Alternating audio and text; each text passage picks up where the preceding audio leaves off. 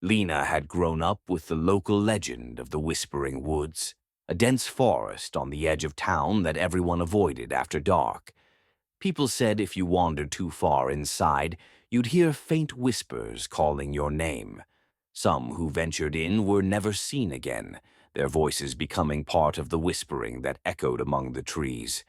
Lina always laughed it off, brushing it aside as just another story meant to scare kids. But that all changed on one chilling October night. She and her friends had been at a Halloween party that evening, and as a dare, her friend Josh suggested they take a shortcut through the woods on their way home. The group hesitated, but with everyone egging each other on, they eventually agreed, giggling and stumbling through the darkness. They hadn't gone far when the air seemed to grow thick, the trees pressing in around them, casting long, clawed shadows across the ground. As they walked deeper, Lina noticed an odd silence.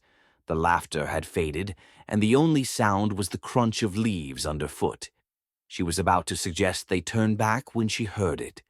A faint whisper, so soft she thought she imagined it. "Lina." She froze, her heart skipping a beat. The voice was light, almost gentle, and disturbingly familiar. She turned to her friends, expecting to see one of them smirking, but they were all looking around, faces pale, clearly hearing it too. The voice came again, slightly louder this time. "Lina, come here." Did you guys hear that?" she asked. They nodded, eyes wide, and one of them murmured, "It sounded like it was calling your name." A shiver crawled down her spine as she glanced around, the dark trees now feeling like silent, watching sentries.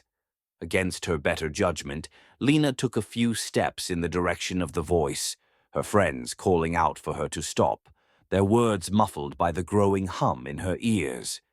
The whisper grew clearer, weaving in and out of the wind, as if coming from all directions.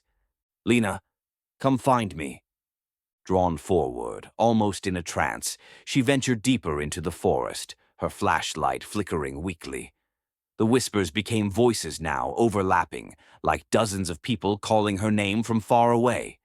Her friends' shouts faded behind her, swallowed by the eerie chorus.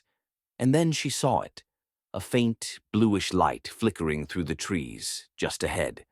The glow was mesmerizing, like something alive, beckoning her closer. Her legs felt like they moved on their own, each step bringing her closer to that unnatural light. Finally, she stepped into a small clearing, bathed in the strange glow. At the center stood an impossibly tall tree, its branches bare and twisting against the sky. Beneath it was the source of the light, a small old well with a rotted wooden cover. The whispers now were louder, swirling around her, and she could feel them tugging at her mind, urging her closer.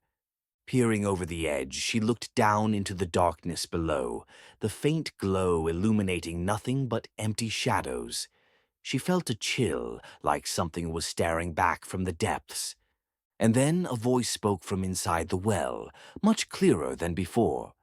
"Come down, Lina. I've been waiting." The voice was unmistakably her own. A horrified realization dawned on her, and she stumbled back. But her feet felt glued to the ground, the whispers pressing against her, urging her to lean forward again. She struggled to break free, but the voices grew louder, filling her mind, drowning out her thoughts. Just as she was about to lose herself completely, someone grabbed her shoulder, pulling her back. Her friend Josh had found her, his face pale and desperate. He didn't say a word, he just pulled her away from the clearing, forcing her to run with him, her mind slowly clearing with each step away from that cursed well.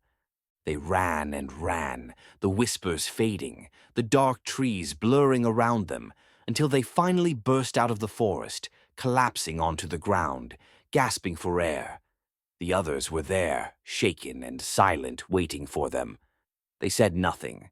They all understood. Lina never spoke of that night again, nor did her friends. But sometimes, when she was alone, she would hear it, the faintest whisper, just at the edge of hearing, calling her back. "Lina, come back."